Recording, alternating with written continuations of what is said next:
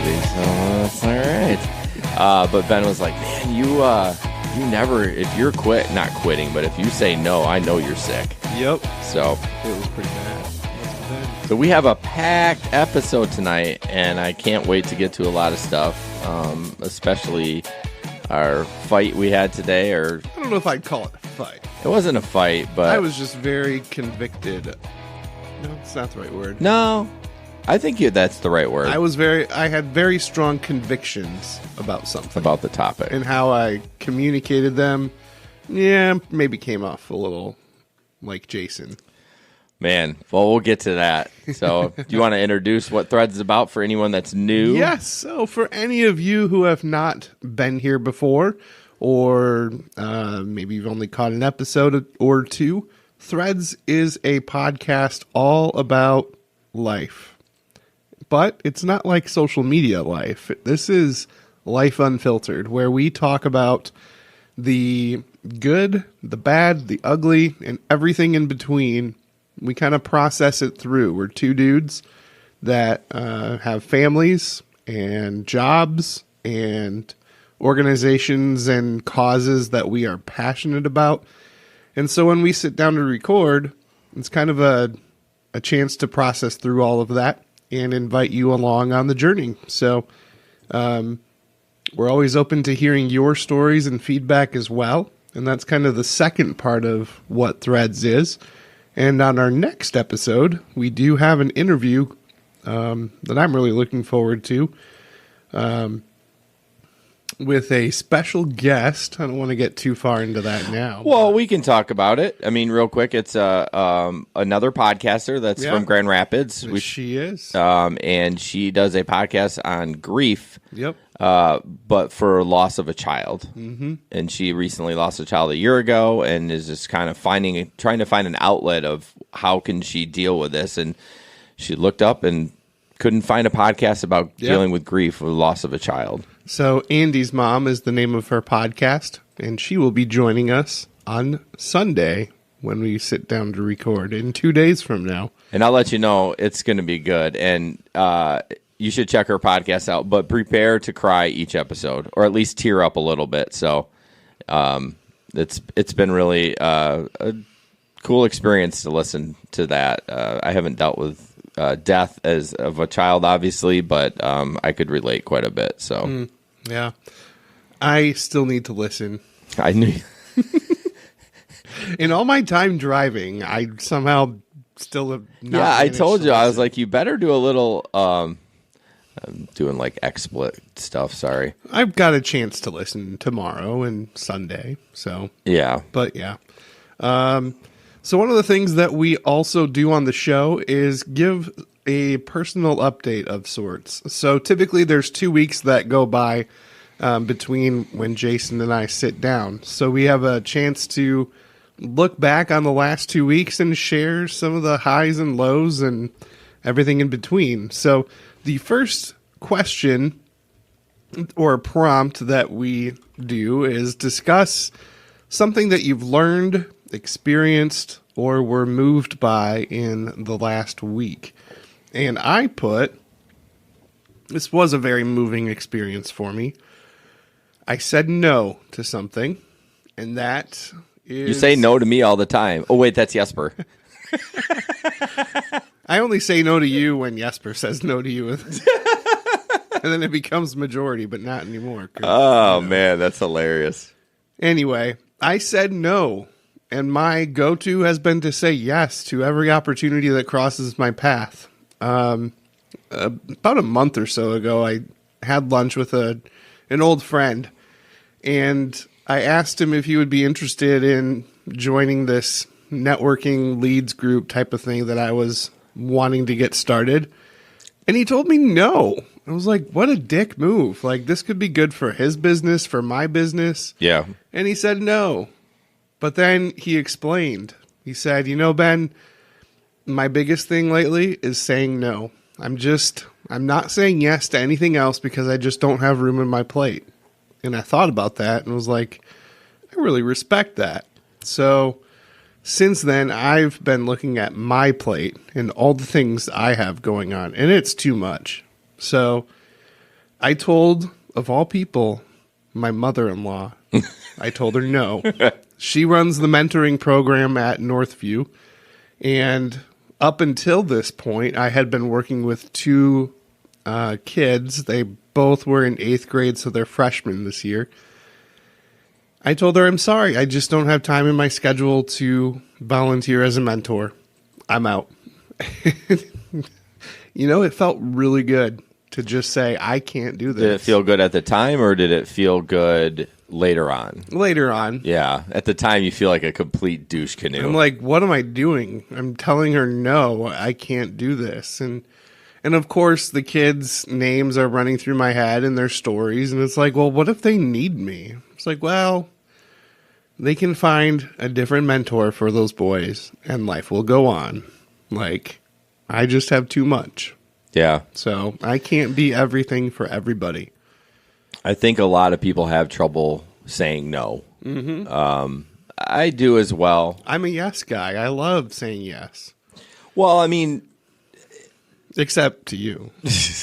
I mean, it all kind of comes with a grain of, not a grain of salt. That's not the right word. I guess it depends what it is. I mean, if you ask me to go scoop poop, or I don't know, that's a stupid example, but you know, I do say yes a lot when it has to involve with charity or helping someone else. Mm-hmm. But and we'll talk about that later. Yeah, I was gonna make a joke, but I didn't. Nice. So I kind of blew my 15-minute personal update by talking about the podcast that we're going to sit down. I think her name, Marcy? Yes, Marcy. Marcy. I just know her as Andy's mom, to be honest. Andy's mom. That's the podcast. Yeah. So, but no, you know, we always talk about something we experienced, moved. You know, something that's not necessarily positive, but most of the time it is. But yeah, it was that podcast that I listened to. And I was completely taken aback. I never, I guess most of the podcasts I listen to, it must be just, you know, dick jokes and you know, lately apparently that's all I've been listening to, because I listened to this one and that definitely was not that. And she has a very pleasant voice, and she just, a lot of the stories she brings moms on, or you know, she hasn't had a male on yet. Interesting. But moms on that have lost kids, and they're telling their story, and it's just like heart-wrenching. But so I'm really, really looking forward to sitting down with her. But yeah, check that out, Andy's mom. So yeah, the next part of our personal update is sharing about how we failed. Mm-hmm. And nobody likes to talk about how they failed. At least I don't. But it really does help kind of move things in the right direction when we can just take stock of the fact that we're human and we screw up sometimes. So, last week was a very difficult, trying week in the Crocker household. My wife started her new job, and though it's an incredible job, a great opportunity, and she loves the people she works with, it's change, and change is hard on everybody. And Jason tried to warn me about this a little bit. And I was like, nah, we'll be fine. Well, we were fine for 2 mornings in a row. Then Wednesday happened and shit kind of hit the fan. yeah, And I'm getting stressed and angry with my daughter, who's dawdling, and we're supposed to be to the sitter's house by 7:30, and we're not leaving until 7:35. And it's just like, I got to get to work. And so does Andy. And we don't have time to just dawdle anymore. So that was super frustrating.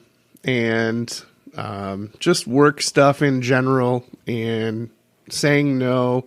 Like, there was just so much going on in my mind. And for the better part of the week, I would say I was just definitely stuck in my head. I was grumpy, frustrated, overreacting to everything at home. And just not being a super good husband, especially. Like, my wife tried so hard, bless her heart. 2 nights in a row, she tried to, like, connect with me, like, make eye contact, have a conversation. I was just having none of it. you're having none of it. You were shut down. I was completely shut down and stuck in my head and frustrated And that's where I was last week. And then my wife had a brilliant idea to call one of her former coworkers who doesn't start work until 9 and see if she'd be interested in coming over in the mornings to help Miracle get on the bus and get ready for school. And this gal said yes. So wow. She calls herself Miracle's nanny, even though it's like an hour. Yeah, morning. I saw Andy post that on Facebook. I'm like, she ain't gonna find nobody. I mean, that's tough to fill that role. Like she found somebody. Even after we had trouble with that before Avery. We were comfortable Avery watching Sully after school. Just that little block of time where it's like, not even 90 minutes. Yep. And it's like people don't want to do that because there's not a lot of money in it. Yeah. We even looked on care.com and Sitter City. Yeah. And found this former coworker that was all about it. Good. And what's really cool is part of her story is she's battling anxiety and depression and sometimes has a hard time getting up in the morning. And now having a reason to get up early, she's just rocking it. Like she came to our house and gets Miracle all ready for the day. She even does her dishes, which I thought was awesome. Like we didn't ask her to, but she just took it upon herself to straighten up the kitchen after everybody leaves. So we come home to a clean kitchen. Wow. Kind of makes a big difference. I would pay somebody to do just the dishes. I know, right? So we're terrible with dishes. So getting stuck in my head was very difficult. However, like things usually happen, there was a good ending to it. Yeah. And this week has been phenomenal. Like my wife and I can both leave when we need to leave and have that buffer time in the car on the way to work. And it's just so much better. So, yeah, I find back to where, Miracle is starting to do some whatever on Wednesday. I find like the kids don't understand the transition. Like they don't. They understand that, okay, mom's got a new job, but they don't really care. Yeah. Not that they're mean. They're just kids. They don't think about that stuff. So in the meantime, you're trying to survive. And then, one of your kids is like, throws a fit, and it may not be just because they're just kids and they don't realize y'all stressed out. So, yep. Well, that's cool. You're paying her, I assume? We are. Well, that's good. Yeah, I mean, it's not a ton, but... No, but that's what I'm saying. It's a hard little block to figure out because who wants to make whatever you're paying her? Yeah. You know what I mean? I mean, we're paying a sitter similar to what we're paying this gal, so... For the morning? Yeah. Oh, you had somebody before her? I mean, for the first 2 days, and it just didn't work. Didn't work. Like, we couldn't get Miracle out the door fast enough, so... Interesting. I lost my spot. What about you? Your failure? Oh, jeez. Yeah, how could I miss that? Usually I have to ask Megan. Not that I don't think I don't fail, but I just have a terrible memory. But so Megan wants to get the kids flu shots, and I'm all for the flu shot. Like, it's a vaccine. I don't get them. Like, I was like, whatever, I'm not getting the flu shot. I don't. And Megan has to get it for work. And so she really wanted me there to support her because, Sully, it's tough to, he has autism. So he freaks out a lot more. And sometimes it's hard to explain. Like, Yeah. to talk Avery down from the ledge is different from talking him down. Oh, I'm sure. And so Avery was okay with the shot, a little nervous, but she gets allergy shots every week. So Oh, wow. it's not the end of the world. And I just sabotaged everything. And as we were going, so first she was going to go to the pediatrician, and it's like, oh, it's not till the end of October. I'm like, well, we don't want to wait that long. So let's, she's like, we can go to Family Fair, and then we can go get a donut at Donut Conspiracy. Let's bribe them or whatever. Where's Donut Conspiracy out here? It's over by the Family Fair. Here. Yeah, right in that strip mall by Planet Fitness, Qdoba over there. Nice. Family Fair. And so we go there, and then they tell us that if you're 12 or under, they won't administer the shot. That's dumb. Very dumb. So I'm already fussy where we're going because I had, excuse me. This is tonight that's happening? This literally happened. Oh, gosh. Yeah, I'm sorry for the burp. Of course, you get monsters. So where was I? oh, so I had a beard trim tonight at 5:30, and we're leaving at like 4:25. And I said, I got to leave at 5. And so I'm getting fussy and anxious. I'm anxious for the kids. Sully's starting to freak out. Like, we didn't tell him up until like 1. Like, they got off the bus. We threw him in the car. Let's go get booked. So we get there, and then they can't do it. And then, of course, I melt down more. Not meltdown, but just wasn't being nice. Like, just blaming everything on Megan, and we talked it out, but it was just like, why do I do that? I couldn't get out of my own way. I knew what I was doing, but I couldn't stop it. And I've run into that a lot. But so then she comes home and starts calling the pediatrician, and then I get on Walgreens. They do 7 and above. So then we scheduled tomorrow. Nice. And I'm going to get one. Wow. What a guy. I do not want to get one. Now that the kids are in bed, I have a bunch of tattoos, but I hate needles. I do not How does that work? I don't know, but I do not want that thing sticking in my arm. But I thought I'd be brave. You're their hero. I know. I live such a horrible life. I'm going to be brave and get a flu vaccine that's going to prevent me from getting sick. Oh, man. God, what a bougie idiot. But I'm going to get mine first, and then Avery's going to get hers, and then Sully. Although I think it should go the other way so he doesn't get to see. But, I mean, it's not like I'm going to cry, and Avery probably won't either. So, yeah. How was yours? Did it hurt? A little bit. Yeah. It's like a dull ache afterwards. Yeah, it does. It is a little sore. Yeah. And you can have symptoms because it's starting to fight whatever they put in you. And so a lot of people, the misconception is that the flu shot gave them the flu. Yeah. No, it's just your body fighting the small amount of infection they put in there. So, yeah, so I totally screwed up, and I'm still kind of sad that I did that. And it's just like, it's the weirdest thing is when I used to have huge anger outbursts. Like, it was like this weird thing. Like, I was doing it. I knew I was doing it, but I couldn't stop it. It was like an out-of-body experience. It's like, hey, man, what are you doing? Like, but you're just doing it. It's all happening in so fast time that you just can't. It's hard to explain. But if you've had those rage issues before, you don't even realize what you're doing. And when you get done, I couldn't tell you what I said. I mean, you laugh, but it's sick because you say some terrible things, and then you have to say you're sorry because you screwed up. I mean, I believed whatever Megan would say I said, but so yeah, that's how I messed up tonight. Lovely. No, it was not lovely at all. So, is there a silver lining to your story? Not really. Are you and Megan still fighting? No, we're not fighting. We're not fighting. I mean, I've been really, we'll talk about that in therapy, or in the therapy segment. But no, I mean, I feel like we're good.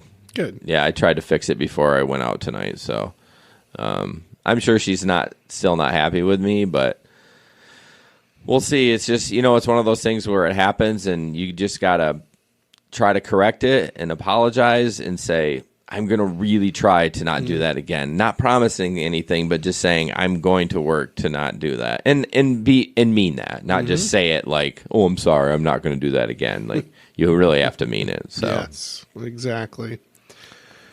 Anything else? No, I think that's it. All right. Well, one other aspect that we just kind of started doing is giving a therapy update, since both of us have been in regular therapy. How was that burp? That was great. I tried really hard to swallow it. I should have never opened I know. this thing. I shouldn't have either. I have water here. Yeah. So, therapy update. Both of us have been going pretty consistently. You haven't. I skipped one. No, you just restarted like a month ago. Yeah, that's pretty consistent. It's a month. To me, consistent is like every years. I went 6 weeks in a row. Okay, I'll give you that. And then I took this week off. Just to kind of give myself some space. Okay. But I'm going back on Tuesday. And Good. I'm looking forward to it. Good. So I don't really have an update from this week. However, just the experience of going, like, I'm trying a different approach with a therapist that takes a more, I don't know, in-depth approach. And we talk No. I talk. I was going to say. Yeah. I talk, and he asks, like, 4-word questions. Usually it's 3 words. Tell me more. Like, what do you mean? I know. Heather does the same thing, or she'll say, tell me how that makes you feel. Well, you know how it makes me mad. But when I walk out of that room, I just leave feeling lighter. Like, Yeah. I'm not carrying around this burden. It's the best feeling. It is. And he knows what questions to ask. He knows what places to target. And he goes there with me. And I really enjoy it, but it's not easy. No, it's hard work. It's so great to walk out of there knowing that, you're not fixed. You're never going to be fixed, but it was nice to tell somebody else, and maybe they didn't even say it. It's amazing. I know early on when you started, you're like, this guy's not telling him anything. How am I going to get any benefit out of it? But now you're like, wow, he said like 4 sentences, and I feel better. It's not even what he says. No, it's not. It's what comes out. What I put together based on our conversation. Right. And it helps me reframe and take a different approach to everything, really. Well, that's the whole point is that I bring up the same about this podcast, because where in life are you sitting down with someone for an hour without your phone, without any distractions, and talking? That's why I think it's beneficial, and you pay him a lot of money to do it. And the insurance does, but either way, he gets paid a lot of money to do that, and he's not really saying much. Yeah. But I think they're there if you were going real off track. I think they'd be like, bring this back. Yeah, and they're looking for tendencies. They're looking like, ooh, are you suicidal, or where are you like Heather picks up on my body language. I don't even know what I'm doing, and I'll be like, oh shit, like if Megan and I are in there, you know what I mean? Oh yes. So, and then the awkward pauses. Does Heather have awkward pauses where she just stops and looks at you and makes eye contact? No. That happens a lot. I pause, but I don't look at her. I always kind of look at her library, and then I pause. But you can look away from them. Yeah, I do it all the time. I always feel like I have to look at them. So we make this awkward eye contact, and it's just quiet. No, don't stare at them if you don't want to. I mean... I would say half the time I don't look, because I'm thinking in my head, and I'm like, I don't want to... I don't know.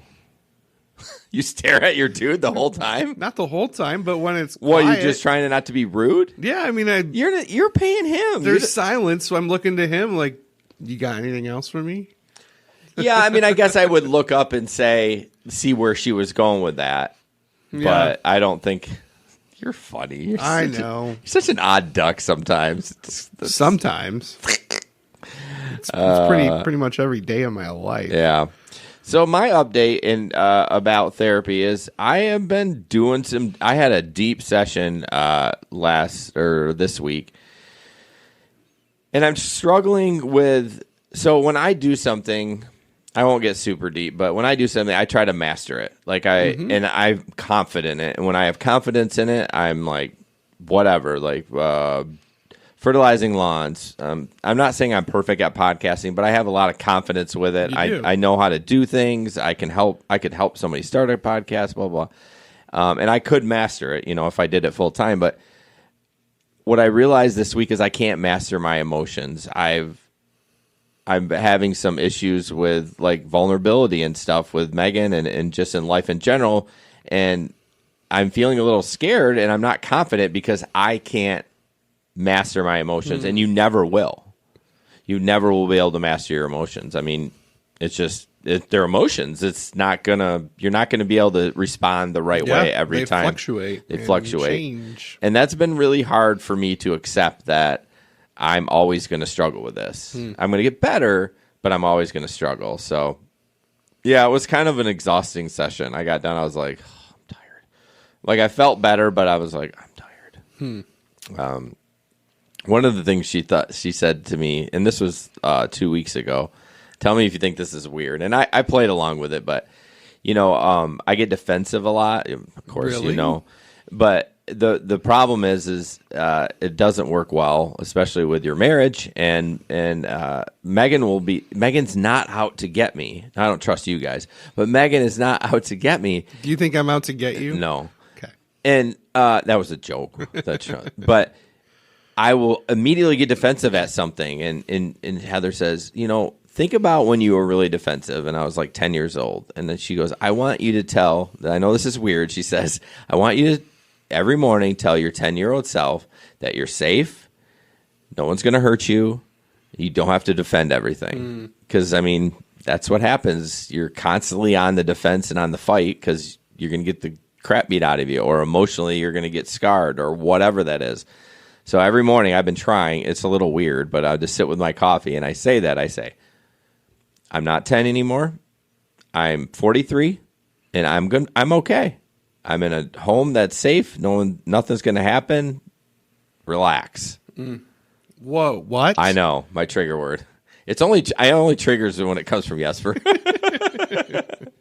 So yeah, I can't believe you just said that. I know. That's kind of where I'm coming with that. So it's been good.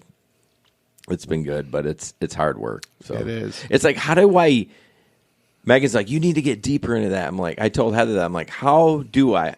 I looked at Heather like the awkward stare. I'm like, how do we get deeper? How do we figure this out? And she didn't really give me an answer, which pissed me off. Of course not. That's not her job. I know, but then we kind of started digging into it. I don't know how we got there, but we did. Yeah. That's why she gets paid the big bucks. Right? No kidding. So right now we're going to transition into not the God question.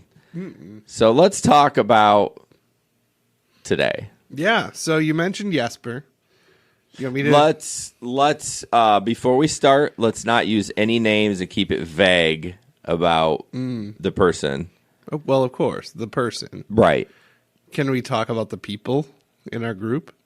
Yeah. Okay. Yeah, for sure. So, Jesper and Jason and Sam and I were the ones that also run the GR Rideshare, which has a podcast. So we're all having a little talk through the Telegram app this morning, and the idea comes across to help an individual that we've all kind of crossed paths with.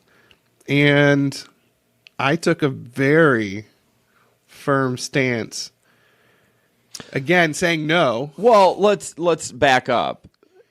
He needed a little money. And he was struggling, and I said, well, let's just do $100 from the business, because the other podcast actually has a business and it makes a little bit of money. So I said, let's do $100 for the business, and I'm willing to chip in $100. And I'm thinking, like, these guys are going to not necessarily $100, but they're like, oh yeah, let's $50, $25. Let's see if we can drum up $500 through all of us or whatever. And I got shot down like a freaking F-16 over like an M8. That's a gun, right? An M8. No, that's a firework. No, I was gonna say I got shot down like an F-16 in Afghanistan. Like it was, and I was so shocked. So that was how it started. I pulled out my sniper rifle and I kind of took you out. Yeah, you did. So go ahead. Well, so the part of the story that I haven't mentioned that I feel needs to be mentioned. It was a Friday morning this morning, and I was under a significant time crunch, and so I'm just cranky already because I have to fit. So wait a minute, you're using this as an excuse of the way you reacted? I'm not making excuses. Well, how do you start out with the discussion we're having, and you're like, "Oh, I was cranky this morning, and that's why I did that." I don't know. It just seems weird that you're using that. I'm not making an excuse. Yep. I'm telling you the frame of mind I was in. All right, go on. I still firmly believe in everything I said, but I think I was giving quick answers because I was trying to squeeze a full day of work into half a day because my department at work decided to go golfing, and I've bowed out too many times of fun activities and fun. So I went. And so I wasn't happy about going. I don't know a thing about golf. And Yay, sports. I tell you, I tore apart that green trying to hit the ball. I would have paid money to see that. It was so bad. But towards the end, I was actually getting the hang of it, and maybe it might have been the drinks, but I think I was having fun towards the end. Okay. Slightly. So my morning is consisting of waiting to meet with my boss, waiting to meet with the service manager, waiting to get pricing from the admin department. And so as I'm waiting, I'm just listening to Telegram messages and typing responses. I'm not recording anything, I'm typing because, again, I'm in the office in between things. So I was just very frank in my typed contributions. Yeah.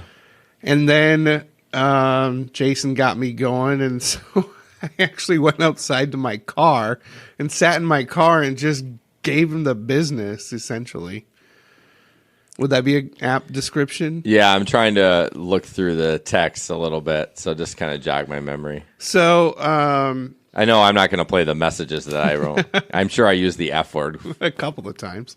So, the whole thing, my response was essentially, no, I don't want to help this individual by giving him money. I don't think that's going to help in the long run. Yep. And we did something similar almost a year ago, and I am connected to the recipients of that giveaway of funds.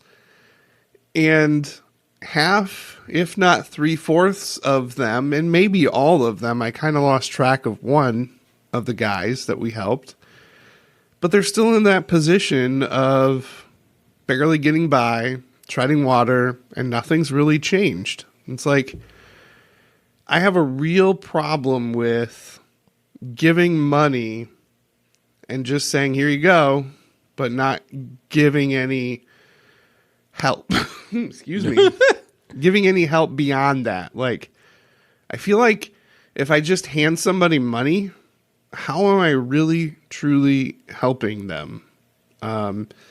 Because that money, is it going to be used to better their lives? Maybe.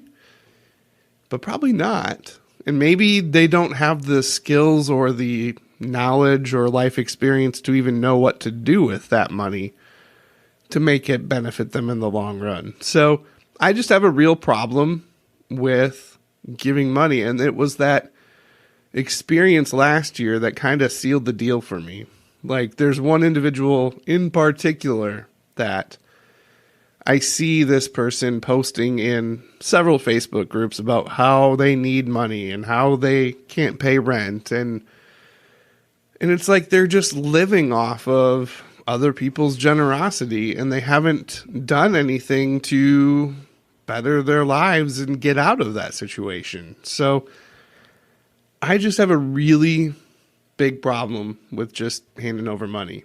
So that's kind of how I feel. So in regards to the last venture we did with that, was our goal to better them, or was our goal to let them have some money for Christmas, whether they spend it on blow and booze or a Christmas present for their kids? Ultimately, it was to give them a positive Christmas experience. And my thought is, if you give them that, they can build off of that. That's what I was hopeful that they would do. Well, I look at when you give somebody something like that, I'd want them to build on it, but just a momentum, not actually like investing this money into, but then maybe that's just the little they need to be like, look, someone cares about me.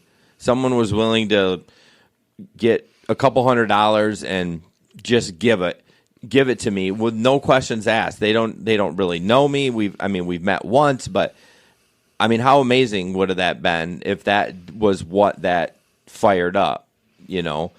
And I respect that you don't want to do that, but what really bothered me is I don't know. It's just like, I shot it down several times. Well, it was just really not what Ben is about. Ben is a thoughtful, Bible-driven individual. And when he said, you said something like, not giving him money, this isn't going to solve anything long-term. And I said, well, great, how are you going to help him then? And then you're like, I can't fix everyone, I'm not going to try. And I'm like, this is not the Ben that I know. Well, it's true. I'm saying no. I'm saying If you want to, great. No, you never said that. In Well, fact, I'm I didn't even implying that. I didn't even bring it to the business because I know it would have got voted down. Well, I said, well, yeah, it's not my place. Like But what's $50 to you? $50 Nothing. to me. Nothing. You can do I it mean, in 2 it's hours. whatever I want. Right. I'm not again, I respect that you don't want to do it, but I look at it like it's $50 or it's $100, and I get it. It's your right. I guess what really bothered me is towards the end of that this afternoon really pissed me off when you basically said I was doing it just to get the good feeling of.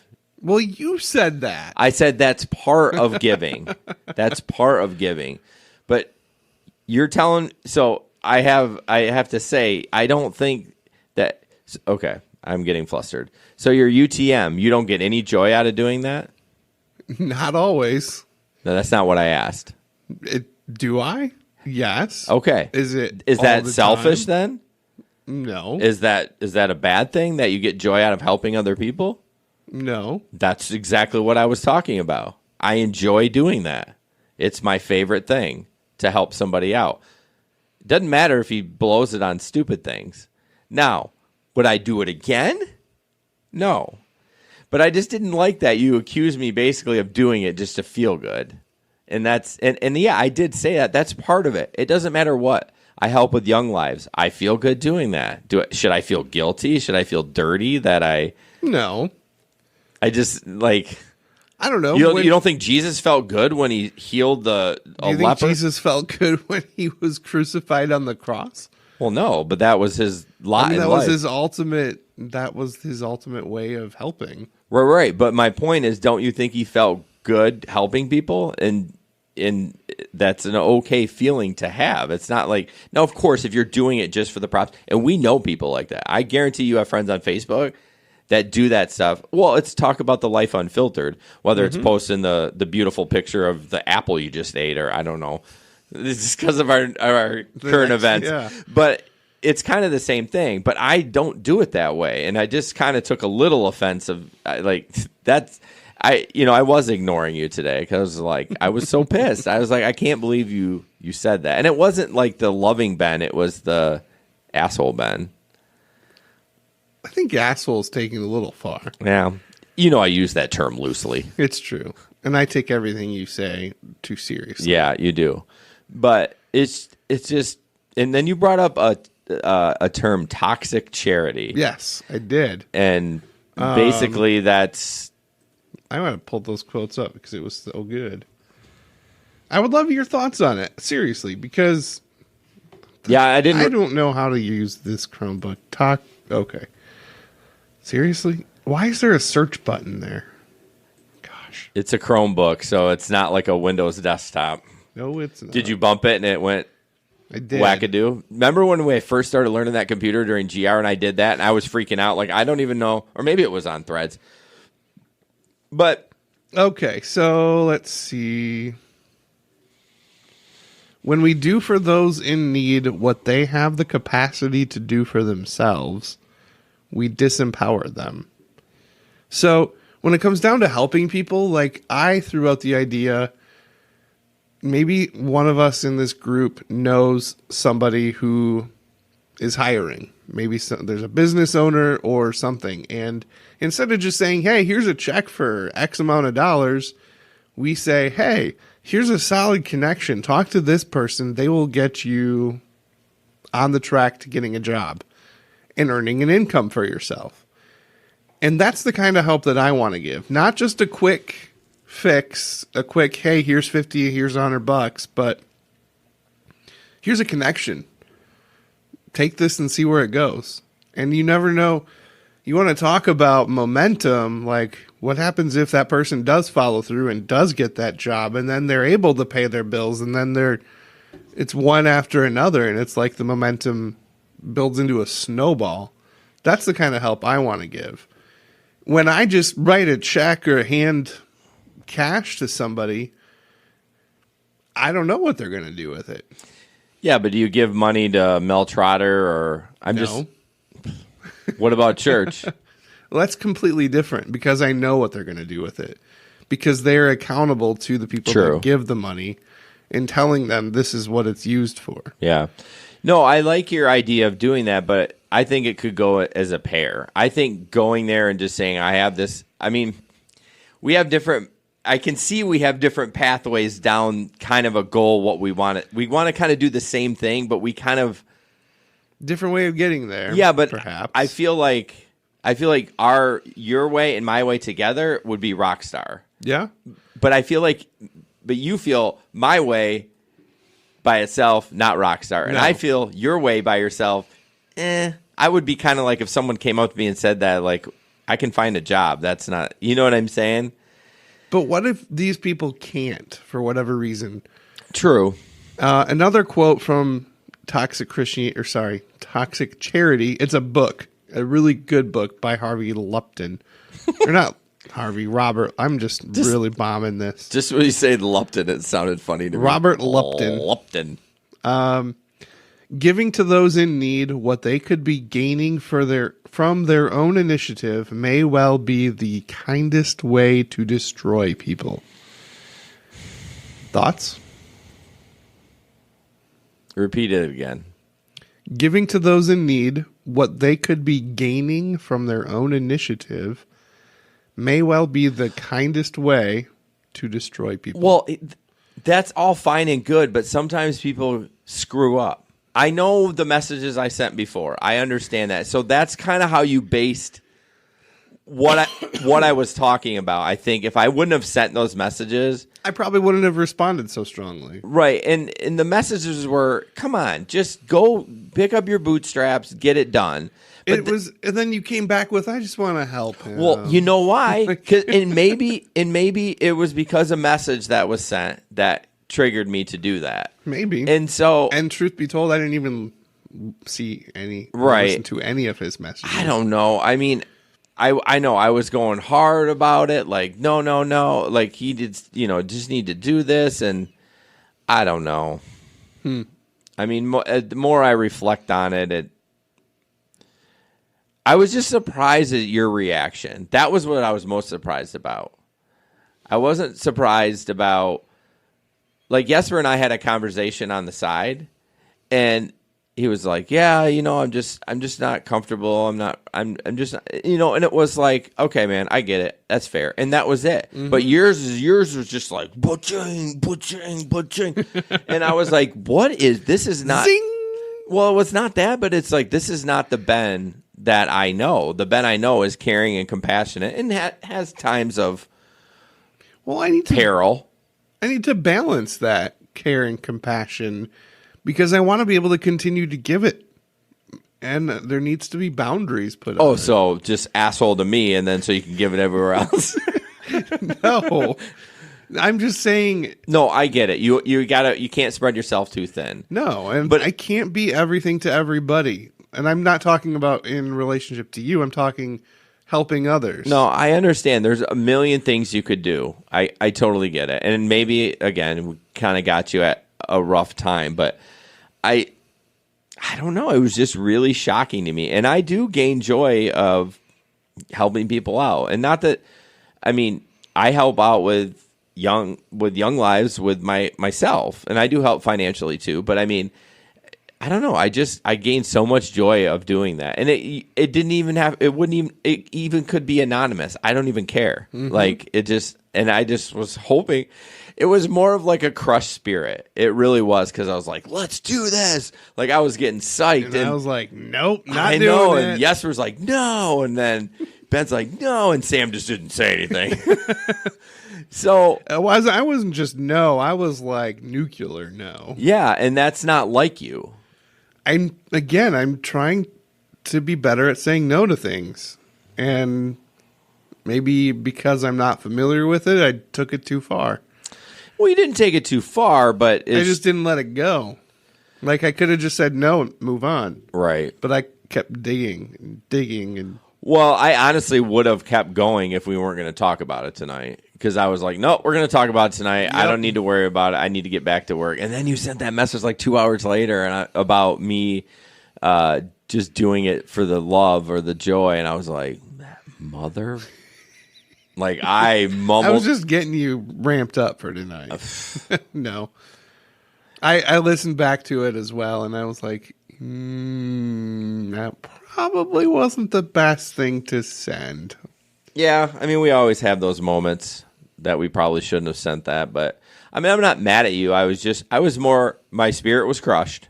Like Yeah. my giving spirit was crushed. Like I'm crushed. I'm still crushed because I mean, yes, could I do something by myself? Yeah, but the momentum happens when a bunch of people jump in and try to move that needle. Well, it sounds like Jesper has a job connection for him, and Well, yeah, but he can't do a physical. Yeah, well, you know, that one wasn't going to work out. Yeah. But, yeah, we could we could talk till we're blue in the face on this. But so just wrapping this up, maybe.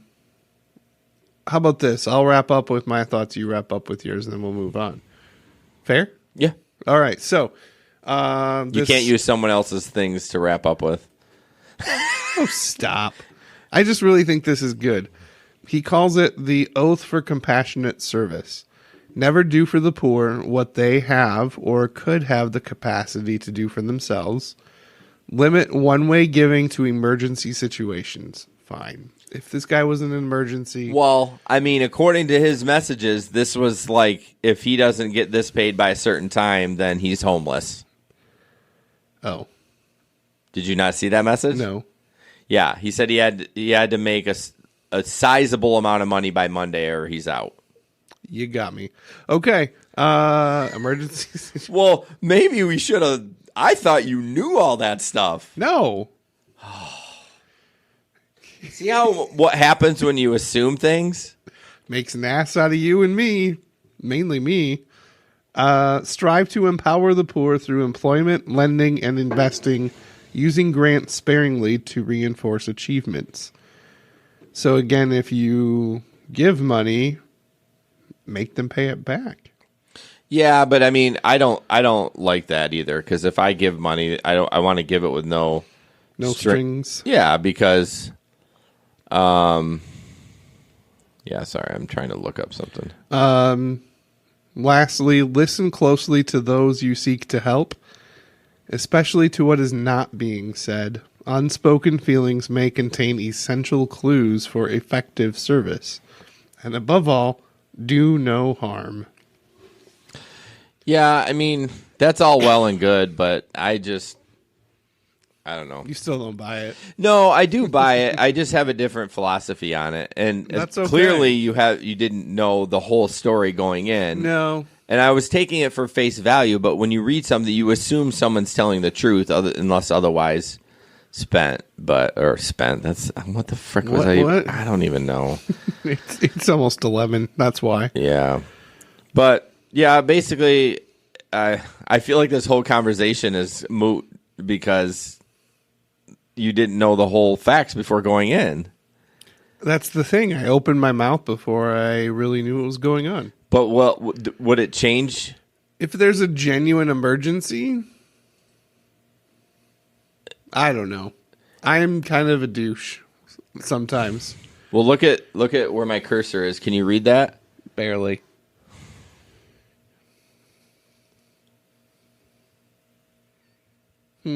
So those are the messages I'm seeing. And this is after? This is before we talked about. No. But this is after your initial message about it. No.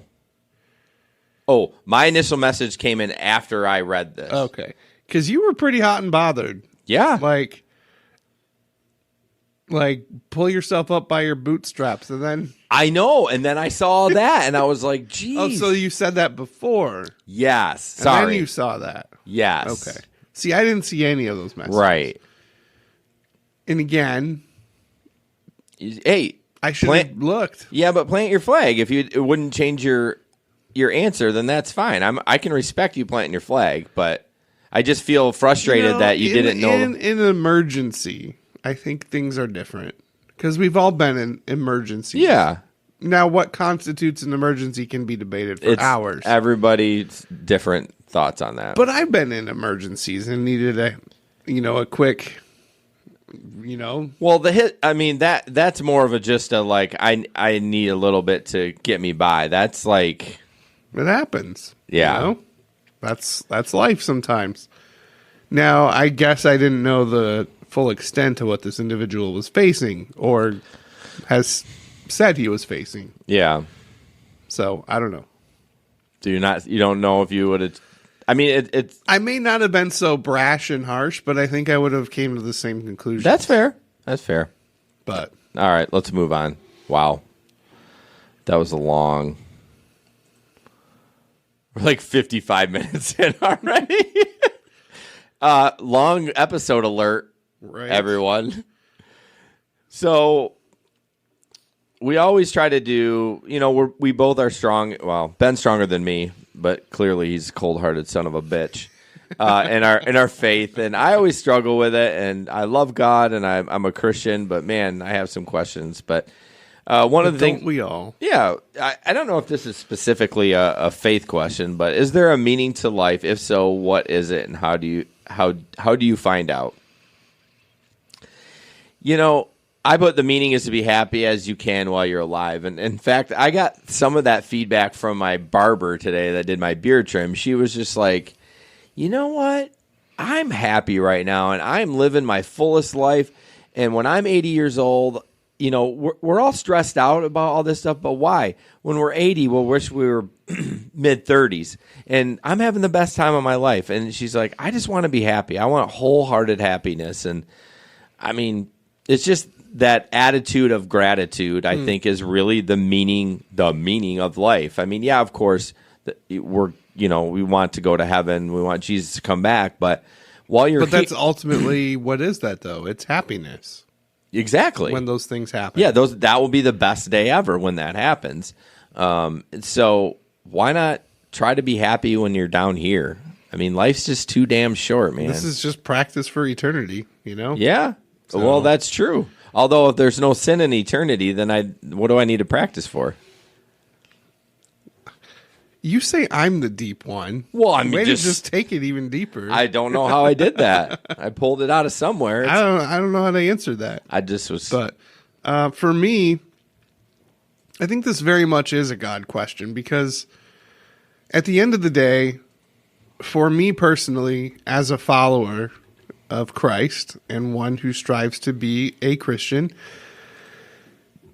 I feel like because of that, God is essentially the one who gives meaning to my life. And I put that for me, living in harmony with everyone and looking out for the other is the meaning of life. And I say that because that's what God did for us. Like, he made a sacrifice on our behalf, and he calls us to do the same for those around us. So, which is so funny saying that after the conversation we just had. I know. But it's not like God just gave us a cheap, quick fix. I know. He gave his son. And so when help. No, you're totally right. Thank you. I mean, you're totally right about God giving his son. Like, that's not a quick fix. That was a huge sacrifice. Yeah. And it wasn't just a quick, here's a 50. It was I am giving up my son. And that it gets me. Like, so I want to strive to live my life in a similar manner, with boundaries, and maybe I have too many boundaries, but I want to be one who strives to live in harmony with everybody else. And I really struggle with people above and people below. Like, I don't want to put people below me, and I don't want to elevate people above me. Like, one thing I love about my current job is the fact that I get to interact with the lowest person on the totem pole in the corporate world, that being the gatekeeper, the one who sits at the front desk, answers the phones, tells me who I need to talk to when I stop by. And then I deal with the top person who makes the decisions, usually the company owners. So I'm dealing with both spectrum, and I love it because I just get to spend time with people that are above and below where I am. And that's, I want to live in harmony with everybody, regardless of their titles or what worth they think they have or don't have. And ultimately, in the end of the day, just looking out for each other. I was wondering if you were going to bring that around to the question. I always do. No, that's good. I mean, it's interesting what we both put, like being happy and being in harmony. I don't know what else we would have, but they're kind of similar. Mm-hmm. I mean, just trying to live the life for its fullest. So this review is an old one. We already talked about this, right? I don't think I got rid of it. Okay. So this is our beg for reviews on Apple Podcasts or anywhere else. We would love for you to review us because it helps us. We're trying to move the show forward, and we get an internet point every time we get a review. So I haven't checked in a while for ranked in relationships in Italy and Japan. I know we were doing good over there. Not sure why. For a while we were doing great in the United States, and then it just fell off the charts. But sure did. If you can give us a review, I know there's a lot more listeners that have given reviews. We only have like 22.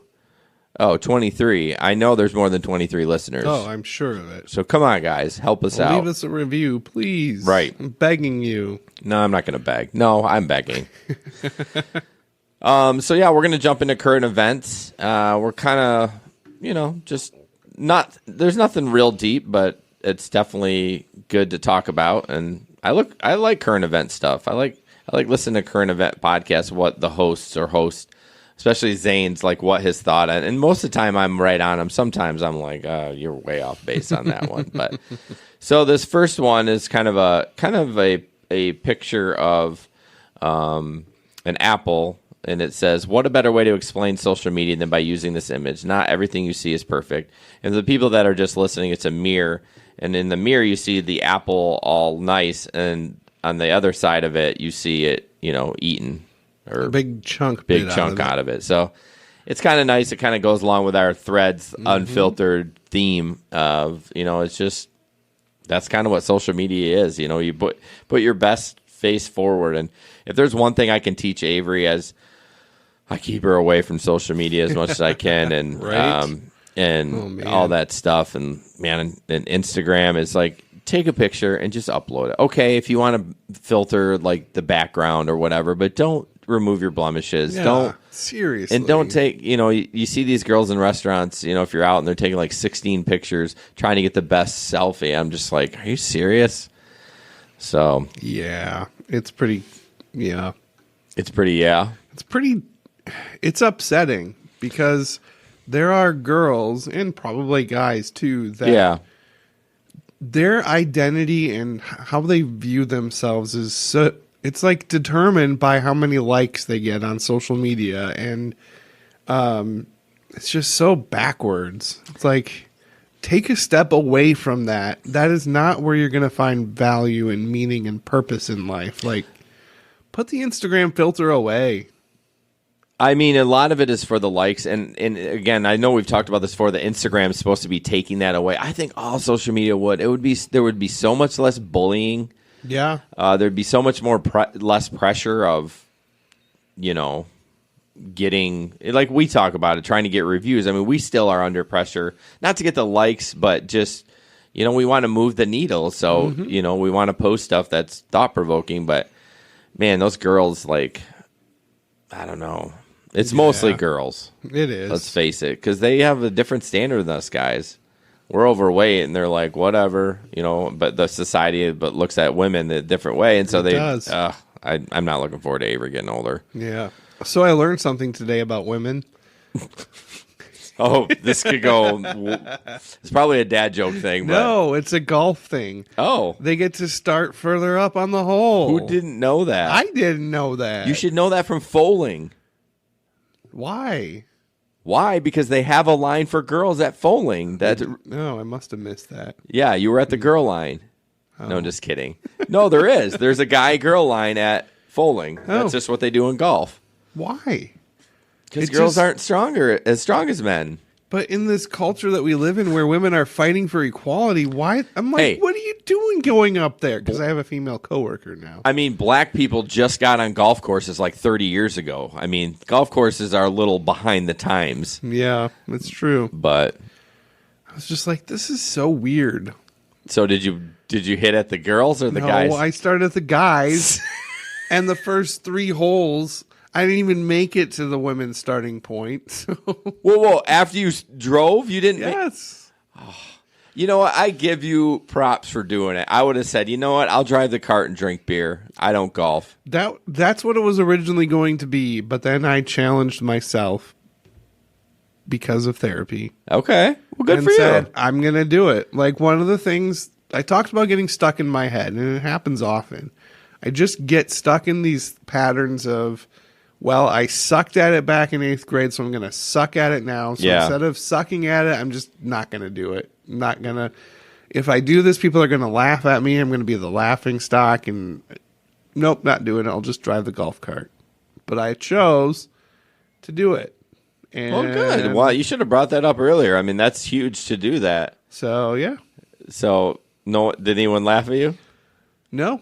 Did you preemptively tell them that I am terrible at golf? Oh, they already knew. Okay. So it was known from the beginning. So you assumed that you would get laughed at, but nobody did. Well, I'm sure they talked behind your back, but at least they didn't laugh to your face. No, and in fact, they gave me pointers and tips. And Oh, well, that's encouraging. And then when I actually started hitting the ball and making it go places, they were like, that was a really good shot. How great was it when you were starting? I mean, I'm sure they were all terrible, but at least you were hitting it, 100 yards. Yeah. And you're like, holy cow, this is amazing. Yeah. So, yeah, it was good. All right. What's up next? So this is kind of going along the same thread of that picture that we just saw. This video, I saw it. One of my friends shared it, and I was like, this is so good. This is almost like the theme song of our podcast. Maybe not, but the whole premise of this is it's 3 black women.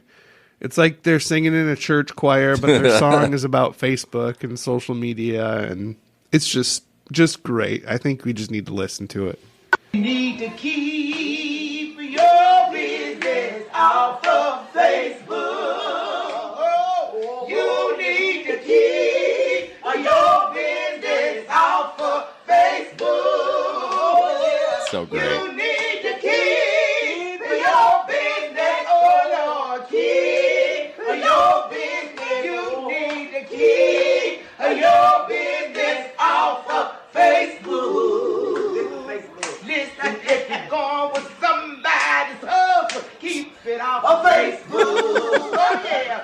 If you messing with somebody's husband, keep it off of Facebook. Oh yeah. You need to keep it off of Facebook. Oh yeah. Keep it off of Facebook. You need to keep your business off of Facebook. So good. I mean, the best part is they're really in tune. Like, they're good singers. Really good. That is great. I love it. It's just so true. It goes back to what we were just talking about. Like, save the drama. You don't need to do it on Facebook. Yeah. Yeah.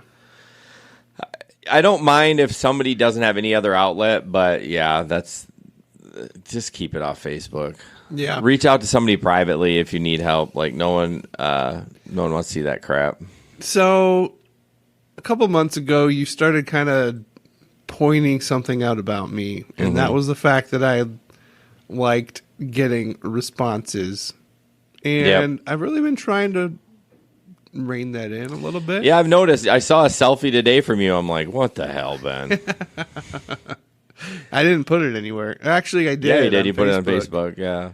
But which is okay. It's okay. But if you're doing it just to get likes, it's kind of weird. Because I was like, really? I was highlighting a moment that was not a highlight for me. Right. I think you got to look at the intention. I mean, you're mid-30s. You're posting selfies. Are you doing it for the likes? If you are, then you need to see your therapist twice a week. Yeah, you know seriously. what I mean? No, for me, it was, honestly, I'm being unfiltered. I'm not having fun, but this is what I'm doing. No, I didn't take it as you were looking for likes on that. Yeah. But I have been guilty of posting things on social media and just reveling in the response, like, oh, sweet, so-and-so liked this. I've got 97 likes. It's like, really, Ben? That surprises me from you. Now, I would look at it like, oh, I'm getting good conversation. This is funny. You know what I mean? Like, I'm busting with my boys on this, but. No, I think I was looking for value in the wrong places. And when I would see like counts go up, I was like, damn, I'm pretty good. I'm smart, or I'm engaging. And I go back and forth because Facebook can be a platform for sharing really positive things. And it can be a platform for sharing ideas that challenge people. But in my intention, I think you really caused me to evaluate my intentions. And so I don't post much at all anymore. Well, I wasn't, I always feel bad when you change things because the things that I say, like, I wasn't mad at you. I just was noticing. You were making an observation. Well, he does this in our personal chat too. He just sent. I will always do that, and I'm okay with that. But send text along with the picture. Oh, son of a bitch! I'm not changing that. So I like to send Jason just random things that happen through my day. Like if something crazy or funny or odd happens, I'll take a picture of it and just send it, and I don't give any context. And he's like, the F is that? I know. It's wonderful. I enjoy it. All right, moving on. This is kind of an article or a video about mental health and how, God, I'm struggling with that. I have a video, but I need to bring the article up. How basically there's a lot of areas in Michigan that are struggling to get mental health services. So this is kind of a quick video on that. I don't want that to play.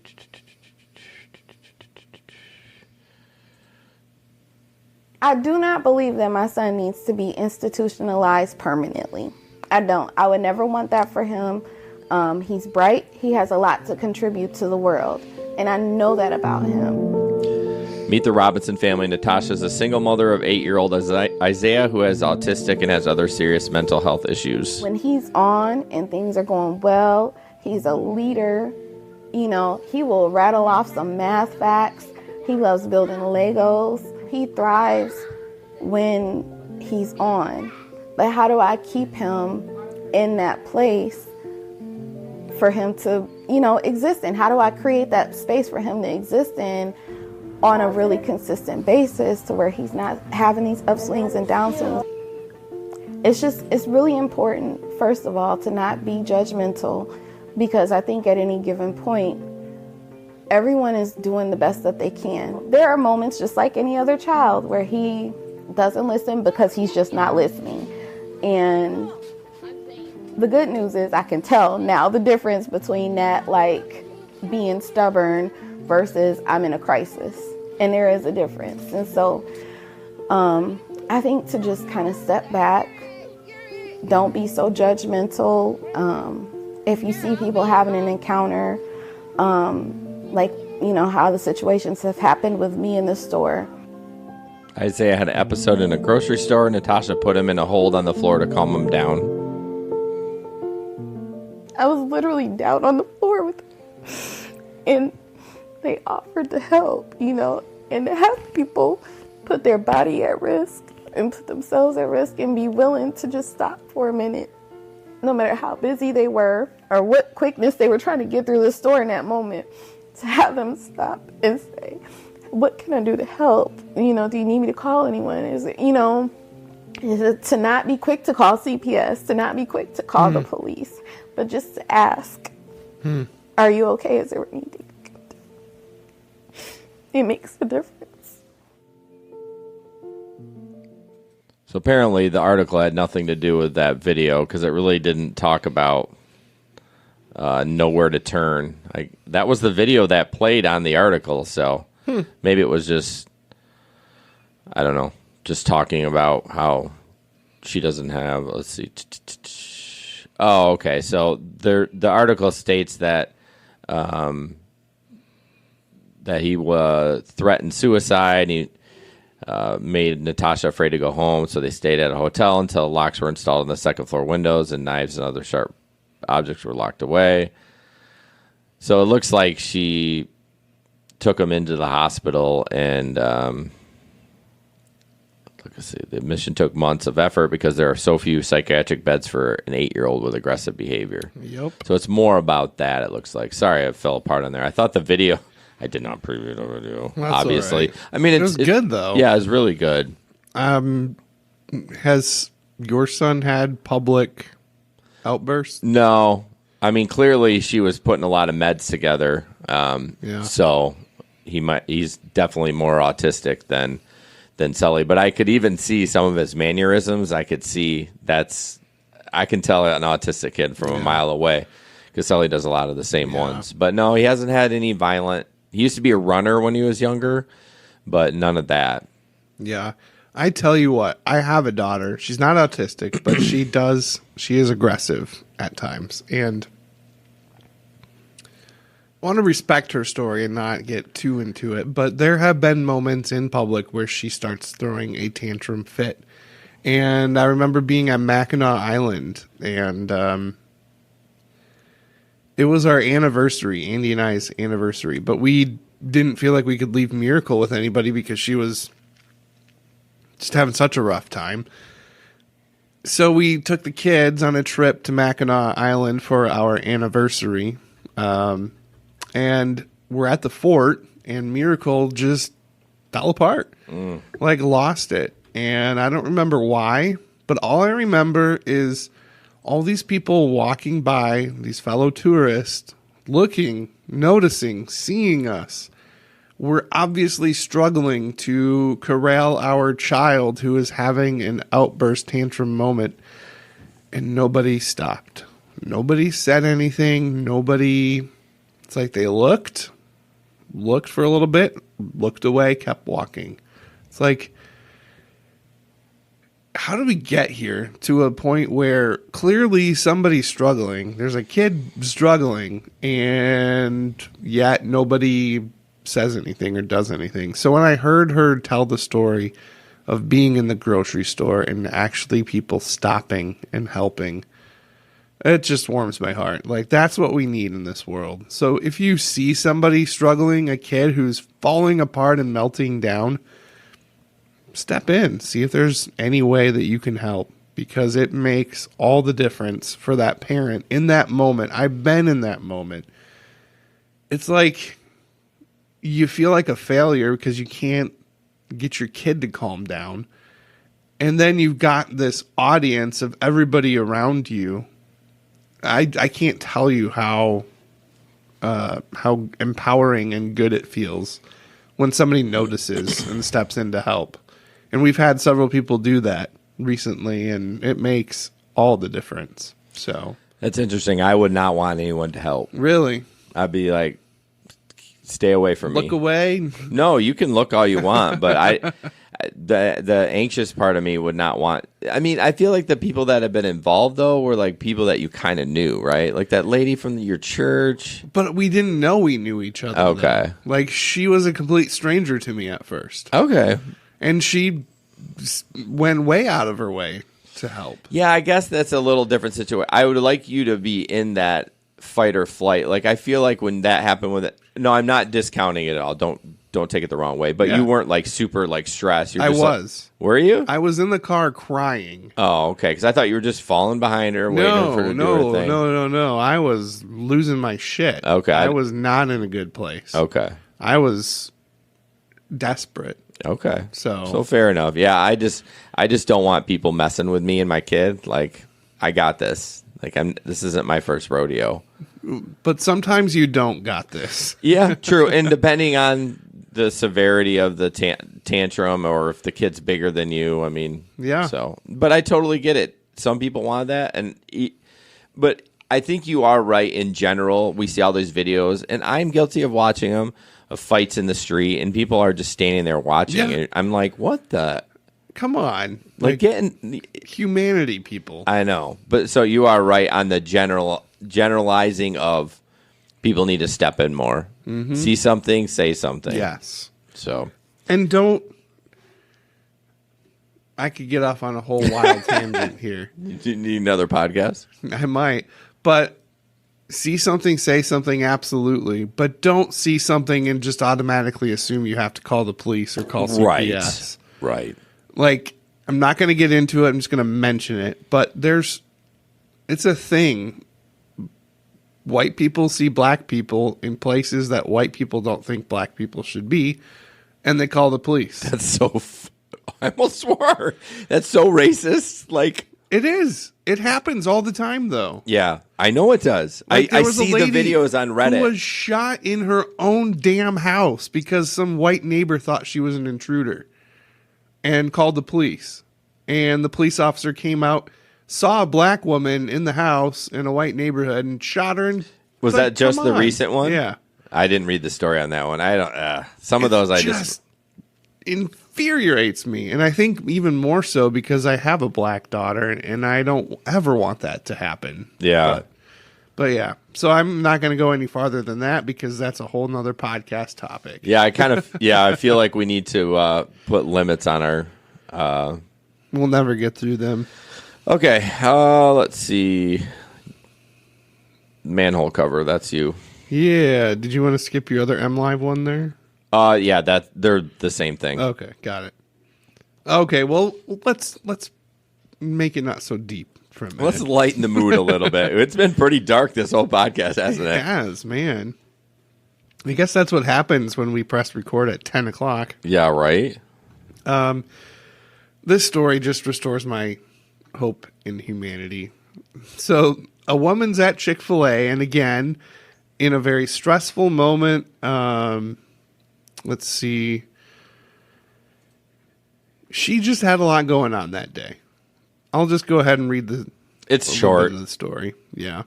After trying to... Okay, so start at the beginning. I was going to start in the middle, but it doesn't make sense. So, starting at the beginning. When Shauna Hall dropped her iPhone down a storm drain as she was getting, here it is, her young son out of her car. Gosh, kids are so stressful. Her distress was apparent to a Chick-fil-A employee as she went inside the restaurant to pick up her mobile order. So here again, we have people that are noticing. So good. Seth, the digital marketer for the location, heard what happened, and after attempting to contact city workers to help, took matters into his own hands. Seth removed the cover of the manhole, and after failing to reach the phone from the surface, told the woman it's a manhole for a reason, and he's going down. Seth, who Hall now calls her hero, retrieved her mobile phone from the bottom of the storm drain and refunded her mobile order in full. After trying to reach it with his grab stick, then dropping his stick, he tells me it's a manhole for a reason and that he's going down. He climbed down into the hole and retrieved my phone, which miraculously was not broken or wet. I was so thankful I freaking hugged him. Not only did he slice his finger and was filthy from laying on the ground and climbing in the hole, I find out that he had actually just gotten off shift and was still willing to help me. Just an incredible guy. That's right there in a nutshell. That's how we should react. We see somebody in trouble and distress.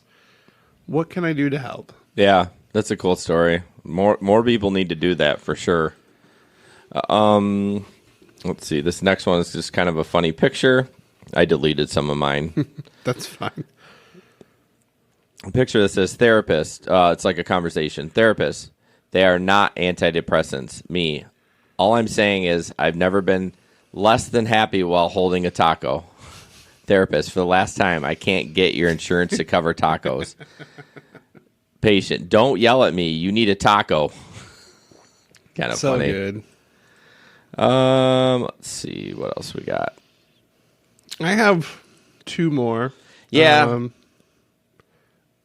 We'll skip the first one, the Ellen one. I really love, but we don't Okay, have we'll to. skip the Amber one. That's been done a million times. Yeah, it has. I kind of want to do the BuzzFeed one because I think it'll be fun to kind of go through some of those. Yeah. Let's do that real quick, and then we'll end on the Ellen. So 22 insane lies we all believed growing up for some reason. Yeah, I saw that. Why did my mom make me think it was illegal to turn a light on in the car while you were driving throughout my whole childhood? True. A tree is going to grow in your stomach. Accidentally eats a fruit seed. Friend, oh my God, you know it's going to grow in your stomach? 7-year-old me. It's a kid going, oh no. No. You can't shower during a storm. Did anyone else's parents tell them they can't shower during a thunderstorm? They'll get struck by lightning. It actually, never heard that. yeah, there is some risk involved in that. I feel like that's true. Maybe I don't know. That seaweed is probably a shark. That's my kids. I mean, seaweed's gross. So when we're at the lake, they freak out. It's like they do not want it to touch them. I'll skip that one. If your hand's bigger than your face, you have cancer. Yeah, so you put your hand up there. Such a dad joke. And places hand on face. Friend smacks my face. Oh, that same kid. That's dumb. No, don't know that one. Did you know that one? The blue part, especially. No, that was dumb. Oh, again, the light's gonna kill you if you turn it on in the car. It's hard to see though if you're used to the dark. I feel like they've made adjustments. Like I don't mind driving. Oh, with the I light hate on. it. What's the dumbest thing you believed as a child? Adults have lots of money. Amen. Kids get it all. My word. Wait, what does it say? Someone, you're pretty. Some of these are weird. Oh, gum will stay inside your stomach forever. I still say that to the kids. Awesome. Quicksand is going to be a huge problem. When I was a kid, I thought that quicksand was going to be a much bigger problem. I did too. Oh my I don't know gosh. if it was in shows and cartoons. Mario.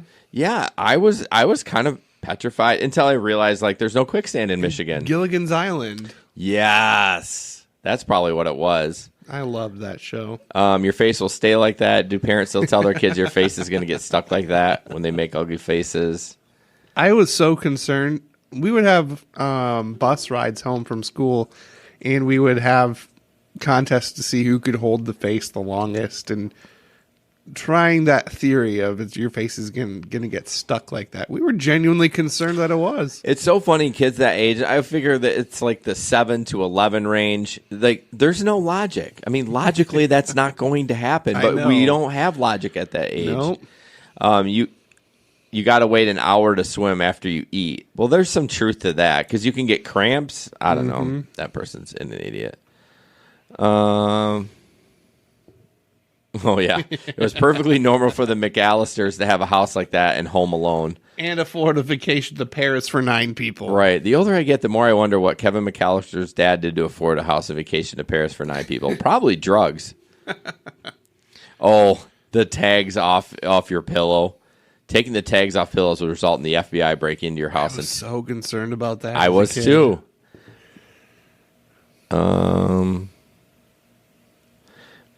No, that's dumb. I don't know what that is. Really? That's like on the Like a video game. Yeah. You would think. Oh, if you pushed it, that you of might course get a it's gonna come refund. out. Sometimes it did. What is the dumbest thing you believed as a child? Once I'm 18, my mom won't be able to tell me what I can and can't do anymore. Mm-hmm. As long as you're under my roof. That's funny. And finally, the last one. This is the best one. Growing up sucks because you realize $1,000 isn't a lot of money. Yep. Yeah, very, very true. So this last one, and then we'll. Yeah. move So, Ellen DeGeneres has always been kind of, I don't know. I really like her, and I get that she's gay. I say, so what? I just think she's a genuinely good person. She's just got a good heart about her. And I've always thought that. What does being gay have to do with it? I just don't. I know you still have trouble with that a little bit. Sometimes. And I just don't look at it that way. Because of how I was raised. Yeah, I mean, I kind of was raised that way too, but I just look at it. I'm like, I don't give a shit. Like, it's okay. I'm not trying to. But it's interesting. You were like, well, even though she's gay, she's still. I'm just like, who cares if she's gay? right. Well, in my head, I'm like, that didn't even until you brought that up. I didn't even think about that. Sure. So, but carry on. But I think I pointed out because she's friends with people who see the world very differently. And one of those people would be George W. Bush, former president. When I heard that they were friends, I was like, no way. Yeah, she seems way too woke for that. Yeah. I would be shocked too. But she sat right next to them, and they were at a football game. And do you have the video or no? Yeah. So we'll just play the video. It's just incredible. So I want to talk about something that happened this weekend. I know it's Tuesday. Sometimes I like to ruminate on things all day Monday so that on Tuesday you hear about it. So this weekend I went to Dallas for the Cowboys game.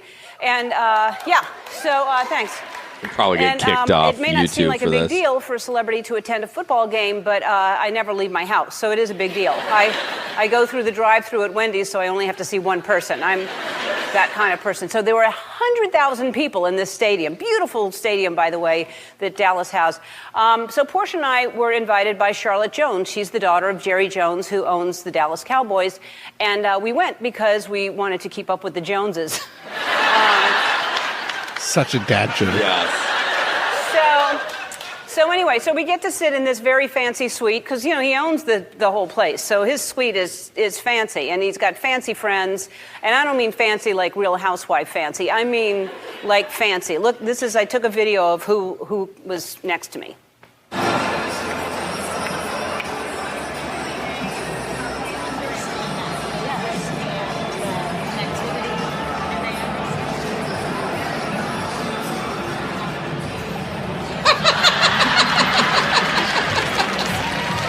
That was the best. Yeah, fancy. So that was Portia, and that was Charlotte Jones. Portia was talking to, and George W. Bush, and then in front of us was the tallest man in the world.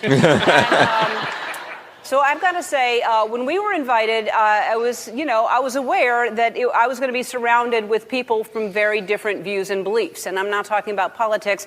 I was rooting for the Packers, and get this, everybody in the Cowboys suite was rooting for the Cowboys. And so I had to hide my cheese hat in Portia's purse.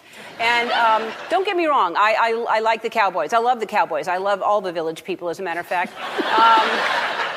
But Aaron Rodgers is a friend of mine. He's the quarterback for the Packers, and so I'm sitting in the Cowboys suite, the owner of the Cowboys, and secretly cheering every time the Packers scored or every time another whistleblower came forward.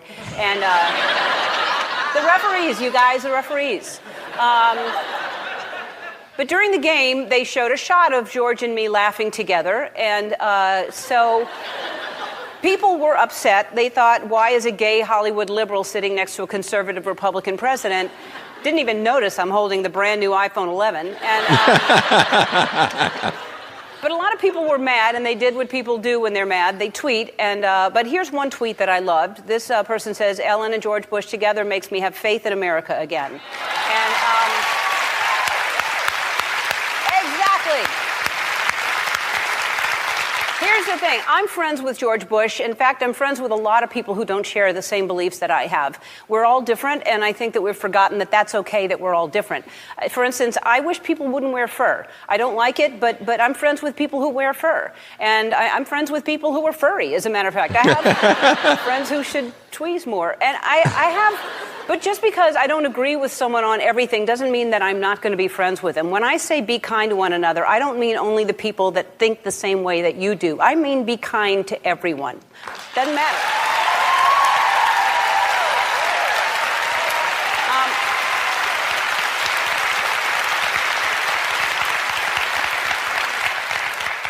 Even people who are already playing Christmas music. I mean, seriously, there's no excuse for that. But I'm kind to them. Anyway, I want to thank Jerry Jones, Charlotte Jones for hosting us, and thanks President Bush and Laura for a Sunday afternoon that was so fun. By the way, you owe me $6 for the nachos.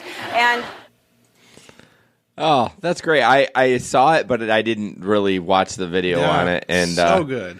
Man, I got a good chuckle out of that. She's funny. She's I'm kind of deep in the comedian world because I listen to podcasts that comedians do, and she's back on the road, or not on the road. She's back doing stand up. Really? So, but what a powerful statement. I mean, that I feel like YouTube does the top, and I don't know if it'll go viral or not, but I feel like that should be the top viral video because it really says like, hey, it doesn't matter if you believe, if you're a Democrat or Republican, like just be kind to people. Like you don't have to be. I couldn't believe all the hate that she got. It's ridiculous. Like, why is that such a big deal? I think just don't get it. I think a lot of people are really involved in, I've used this word way too much tonight, being woke. You know what I mean? I've heard a lot on podcasts the last couple of weeks, so that's probably why I use it. But and I think people are they're obsessed with it. And so when they see an opportunity to pounce, they do. And it's like, that's kind of what I did to you today. So yeah. Well, I just look at that and go, oh, that's cool. She's hanging out with the former president. And I go on with my life. Right? Like people are probably like, oh, they're conspiring. I'm just like, who has that much time? seriously. I mean, I'm okay with people being passionate about whatever they're passionate about. Right. I'm not sure why. It's just the liberal and the Republican. It's just the stupidest thing. Why do we need those distinguishing things? Like, again, it just goes back to what I want out of life, the meaning of life for me. Hell yeah, they should be talking together and being friends. Who cares if they're on polar opposites of the political spectrum? Be kind, be human. That's how things get. I mean, that's essentially our government was supposed to be like that. They were supposed to get along. And I did drop one of the articles, and it was about Trump passing that autism bill, $1.3 billion for research. But what I saw in the article is that a Republican and a Democrat got together to present this bill. And I thought that's the biggest thing that stood out in that article was the two. And I know they do get together, but normally you just see them fighting back and forth. They came together to present this bill, which was kind of cool. But yeah, like I said, that's how our government started out, and it used to work. But now it's just like, I think the internet screwed us. Like, it's brought us so much amazing thing, and it's brought so many people together, but it's also brought so much hate. Yeah, well, that's why we do threads. We want to be the opposite of that. Yeah. Bringing hate. Ben brought a lot of hate to me today. It was meant with love. Oh, really? That's news to me. I think I said at one point, I love you as much as I hate toxic charity. Yeah. Didn't like that either. So, as we wrap this up, we're going to transition into our unfiltered finale. This is a chance to we sort of started this a little bit. I mean, Ellen did it for us. Share about a new connection formed. I guess that's not a new connection for her, but just the whole spirit behind this is share about a connection that meant something to you. So do you want to go first? Yeah, before that, I want to definitely let you know we do have merch, and we're trying. That's okay. And we want you to buy some. I'm going to buy some myself. You know what I'm going to buy? What? A hooded sweatshirt, because I was so cold. Yeah, that's a pretty thin. That's like not even a hoodie. Like, it's got a hood, but it's super thin. It is. I was not warm. But if you go to threadspodcast.com and click on merch, you can buy a shirt there. And they have women's cuts and all kinds of cool stuff. So hoodies, hats, whatever you want to buy. But yeah, check that out if you want to support the Threads and be an awesome thready. Yeah. So it's okay. I know you missed that, but that's all right. I kind of added that. I mean, I did such a great transition. You did. So mine, I don't know what that is. You typed that in there. You did. Nope. I didn't type that I in don't there. do hashes like that. You had put that in there. No. I didn't pick a woman up at a gas station. I didn't give her. Oh, you had a ride from the grocery store. Uber. Oh, okay. And then there was a woman at a gas station. I don't know what that is. I remember the ride from the grocery store.